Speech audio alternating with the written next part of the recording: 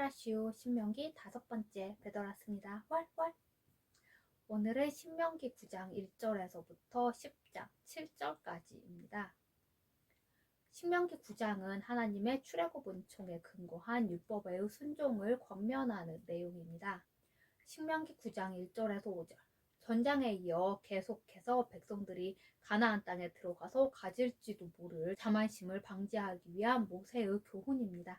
즉 행여라도 이스라엘은 가나안 정복을 성공리에 마친 후에 자만심을 내가 잘나서 이렇게 강한 가나안을 이겼어 라고 생각할 수도 있겠죠, 사람이라면.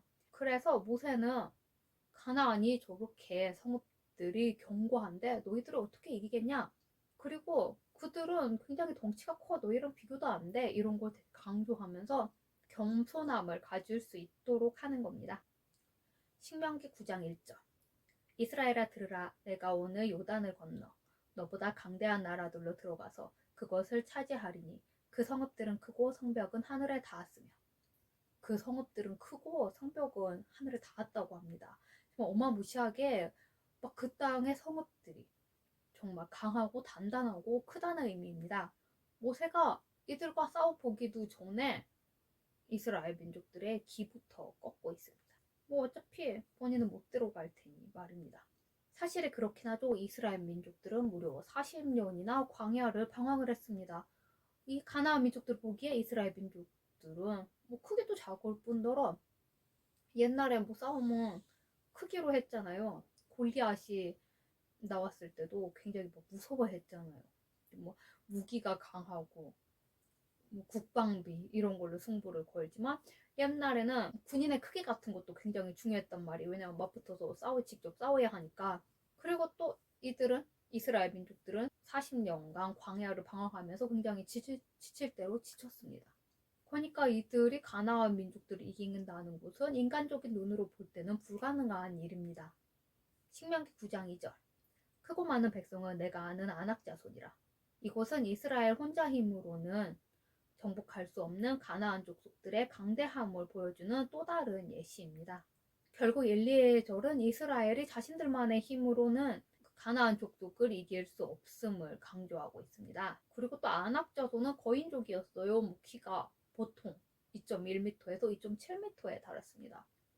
180이 넘는 남자가 아파트에서 기지개 켜면 천장에 닿을 듯 말 듯 하잖아요. 근데 얘네들은 키가 2.2m가 넘었단 말이에요.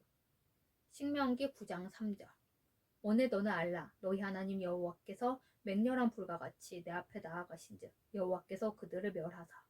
불은 거룩하신 하나님의 죄에 대한 소멸적 특성을 상징합니다. 따라서 본 문구는 거룩하신 하나님이 직접 이스라엘의 총사령관이 되셔서 죄악이 관영한 가나안 족속들을 하나님의 공의를 이루시고자 친히 진멸할 것임을 강조하고 있습니다.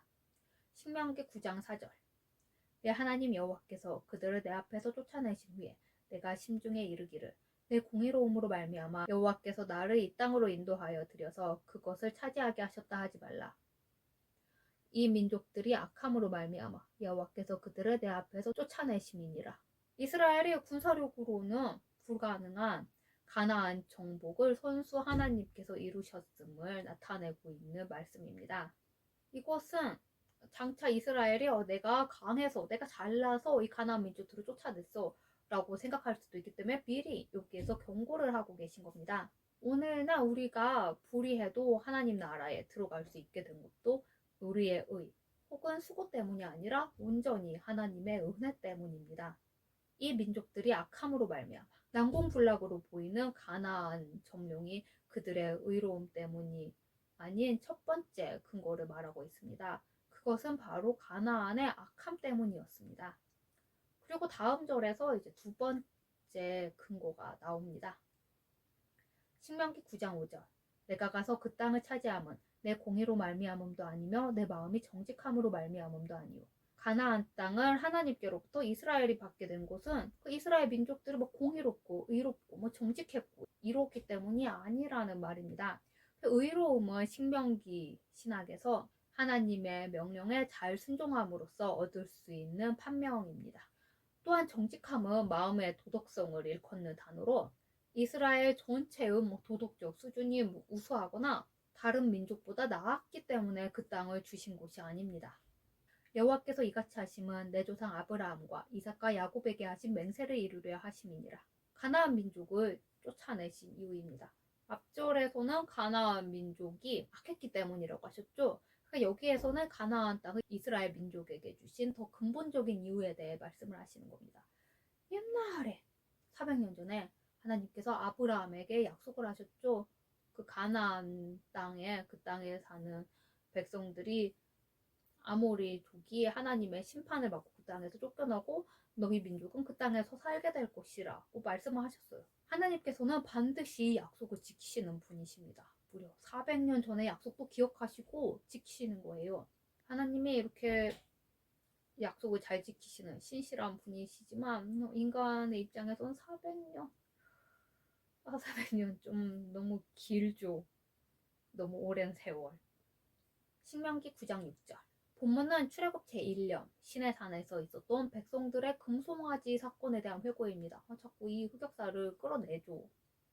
이 죄가 정말 컸기 때문에 하나님께서 이 죄악을, 이 사건을 자꾸 말씀을 하시는 거예요. 모세가 말을 했긴 했지만 모세를 통해서 하나님께서 말씀을 하신 거죠. 이러한 본문은 이 금송아지 사건으로 인해 멸망받아 마땅했던 이스라엘 백성에 대한 묘사, 그리고 율법을 받던 상황, 또 부패한 이스라엘의 모습과 진노하시는 하나님, 또 이스라엘을 위해 중재했던 모세 자신의 역할에 대해서 기술하고 있습니다. 사실 금송아지 숭배 사건은 이스라엘 민족들이 정말 여러 죄를 짓긴 했지만 특히 이 사건은 하나님의 언약을 정면으로 배반한 사건입니다. 하나님의 거룩하신 영광을 한낱 금수의 모습으로 바꾸어 버린 일이죠. 그리고 모세가 뭐하러 산에 갔는지 뻔히 아는 상황에서도 이러한 죄를 저지른 겁니다. 이 금송아지는 그때 애굽의 신이었던 아피스를 본따 만든 겁니다. 그냥 자신들은 상상해서 하나님이 송아지였으면 좋겠어 이런 게 아니라 그들이 애굽에서 노예 생활하던 그때의 정신을 벗어나지 못한 거예요. 말하자면 노예 근성을 벗어나지 못한 거죠. 신명기 9장 7절. 내가 애굽 땅에서 나오던 날부터 이곳에 이르기까지 늘 여호와를 거역하였으되 이스라엘 민족들은 홍해를 건너기 전에부터 하나님을 원망하기 시작해서 요단 동편, 모압 평지에 도달하기까지 정말 끊임없이 하나님을 원망했습니다. 신명기 9장 8절. 호렙단에서 너희가 여호와를 경노하게 하였으므로 여호와께서 진노하사 너희를 멸하려 하셨느니라. 백성들의 계명 불순종, 언약의 배반에 대한 하나님의 합당한 반응입니다. 거룩하신 하나님은 모든 죄악에 대해서 항상 이렇게 필연적으로 반응을 하십니다. 그럼에도 불구하고 우리가 범죄를 했음에도 불구하고 우리가 그 죄의 대가를 바로 치르지는 않죠. 우리뿐만 아니라 가만 보면 악한 사람이 더 잘 사는 것 같아요. 더 오래 건강하게 더 잘 사는 것 같아 보이죠. 그러니까 하나님께서 이렇게 즉각적으로 벌을 내리지 않는 것은 우리에게는 위대한 대언자가 계시며 또 하나님이 인내하사 회개의 기회를 주시기 때문입니다. 그러나 우리가 죄를 짓는다고 바로 징벌을 당하지 않는다고 해서 하나님께서 우리의 죄로 까먹어 잊어버리셨거나 아니면 우리의 죄를 그냥 이러면서 묵과하셨기 때문이 아닙니다. 그렇게 생각하는 것은 우리의 착각일 뿐입니다. 신명기 9장 9절. 모세는 10계명을 받기 위하여 40주 40야를 금식을 하였습니다. 정말 빵도 먹지 않고 물도 마시지 않고 정말 생으로 금식을 한 거예요. 그러니까 이것을 모세가 여기에서 다시 언급을 하고 있습니다. 자, 내가 이렇게 개고생해서 받은 계명이니 잘 좀 지켜봐라. 이렇게 말입니다. 모세가 이렇게 80세의 고령이었어요. 이 나이에 금식을 한 것은 하나님과의 언약이 그만큼 중요하고 거룩한 일이었기 때문에 자신을 성결하게 하기 위해서 이렇게 금식을 한 것입니다. 이것을 다시 한번 강조하기 위해 10계명이 이렇게 중요한 거다라는 것을 강조하기 위해 여기서 다시 한번 자신의 금식에 대해서 언급하고 있는 것입니다. 그런데 이같이 중요한 상황에서 이스라엘 민족들은 금송아지 우상을 만들어서 막 섬기고 있었던 겁니다. 그들의 죄는 정말 결코 용서받을 수 없는 죄였던 것이죠. 신명기 9장 21절.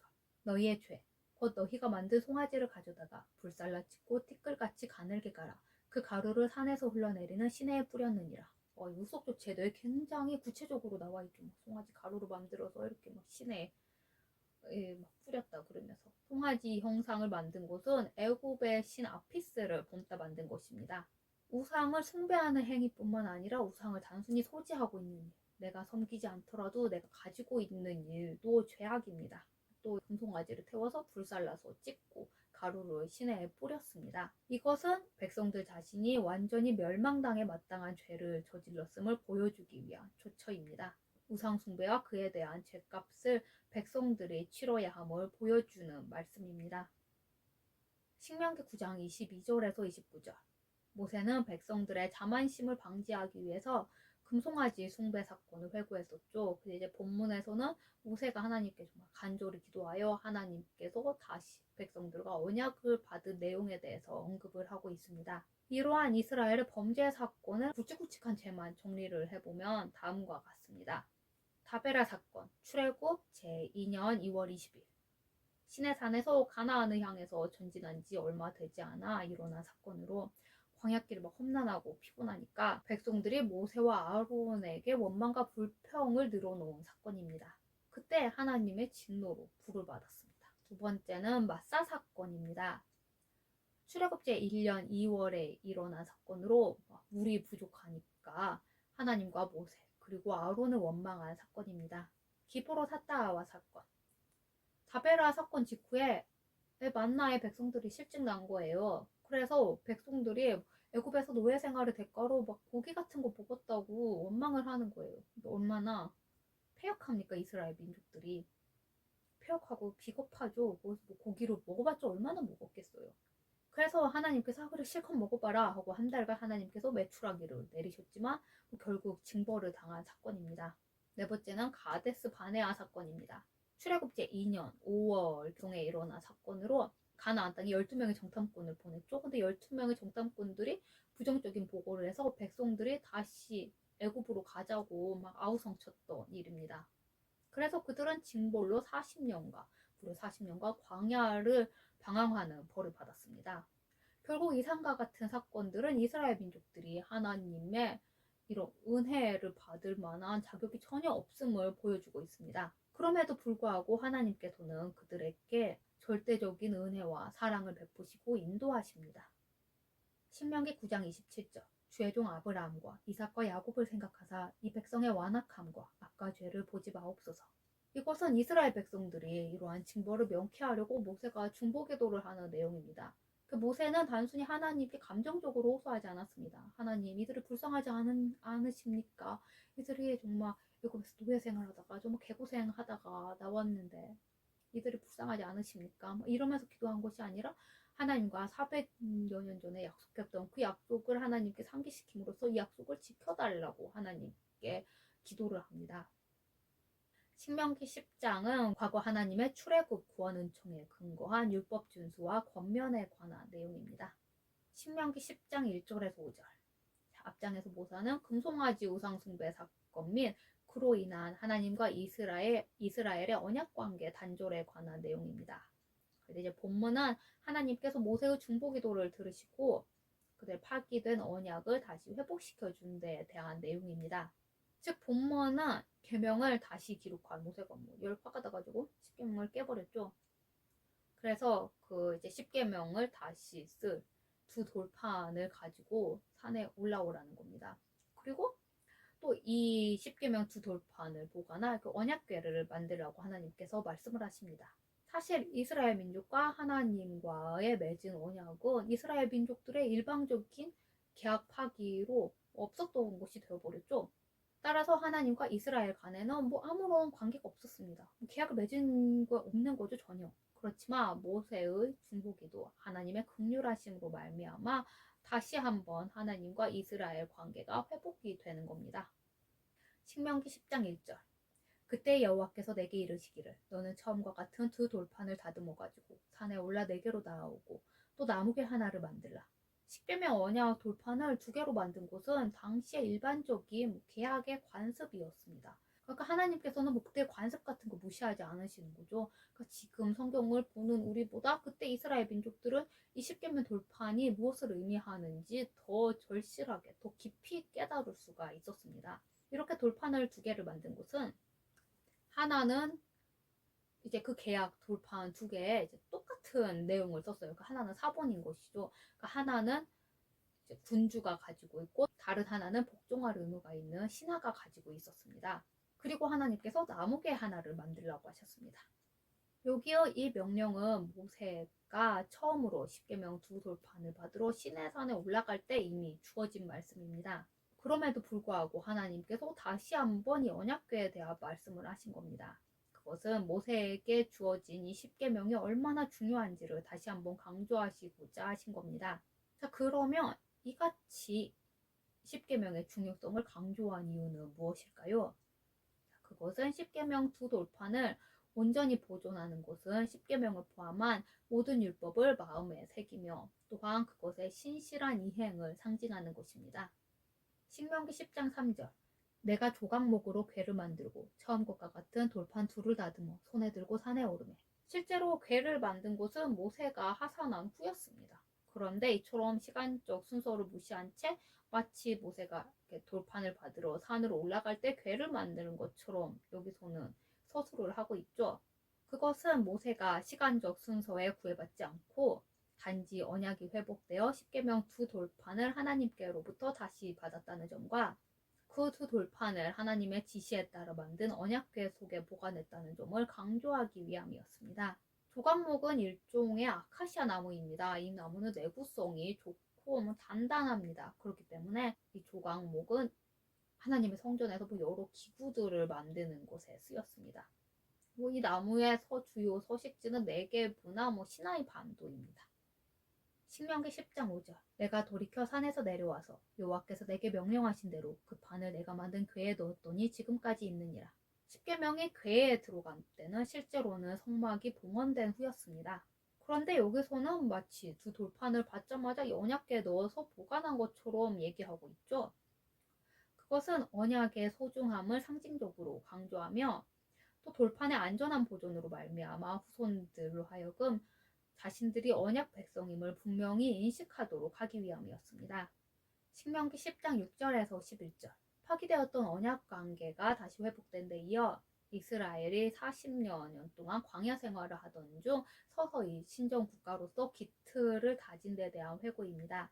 이러한 본문은 대제사장 아론의 사후 그 아들 엘르아살이 제사장직을 계승한 사실과 성막 봉사를 담당할 레위 지파를 구별하여 하나님 앞에서 봉사하게 한 사실을 언급합니다. 그리고 또 이스라엘을 위한 모세의 중보 사역에 대해서도 기술을 하고 있죠.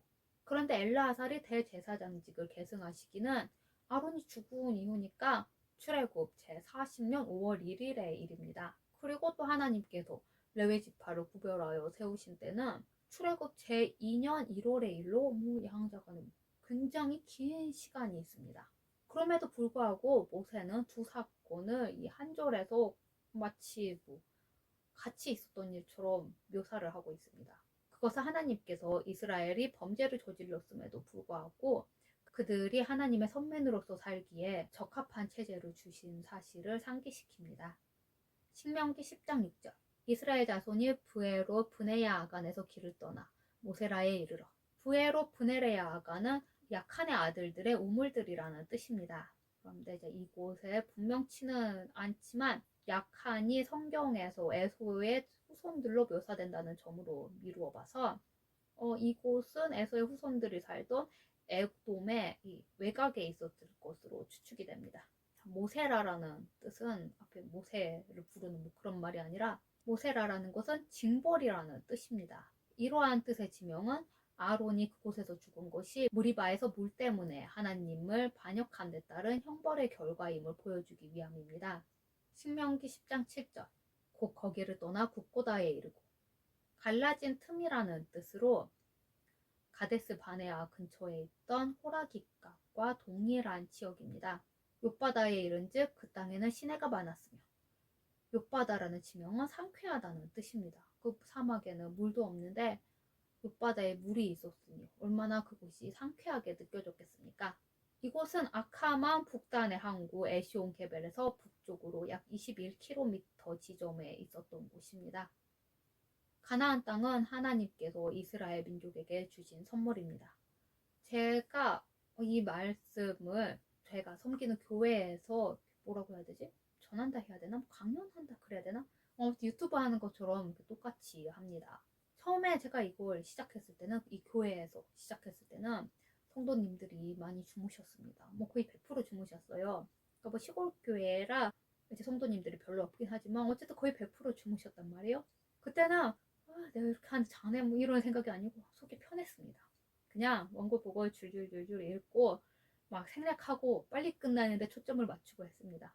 그리고 제가 딱 끝내면 성도님들이 정말 개운한 얼굴로 일어나셨죠. 근데 어느 날부터는 정말 졸려 죽겠는 얼굴로 제가 전하는 말씀 강의 아무튼 이것을 열심히 듣고 막 성경도 찾아보고 그러는 거예요. 굉장히 부담스럽죠. 계속 주무셨으면 좋겠는데 제가 처음에 출애굽기로 시작을 했거든요. 사실 출애굽기 앞장이 훨씬 흥미진진하죠. 막 애굽 땅에 하나님께서 이게 징벌을 내리시고 그리고 이들이 탈출하고 애굽을 그리고 지금 하고 있는 부분은 이제 레위기 7번째 부분인데 이 부분은 약간 지겨워요. 대속죄죄에 대한 부분을 했어요. 이 부분이 약간 지루하죠. 아사셀 염소 나오고 뭐 피를 먹지 말라는 막 그런 피에 대한 그런 내용이 나오고 좀 지루해요. 그럼에도 불구하고 성도님들이 앞에 흥미진진한 얘기를 할 때 전부 주무셔놓고 이제는 안 자는 거예요. 이게 제가 잘나서겠습니까? 그때보다 제가 뭐 똑똑해져 봤자 제가 말을 잘해봤자 얼마나 더 잘하겠어요. 다 하나님의 은혜죠. 하나님께서 그들을 깨우시는 거죠. 오늘은 여기까지입니다. 다음에 만나요.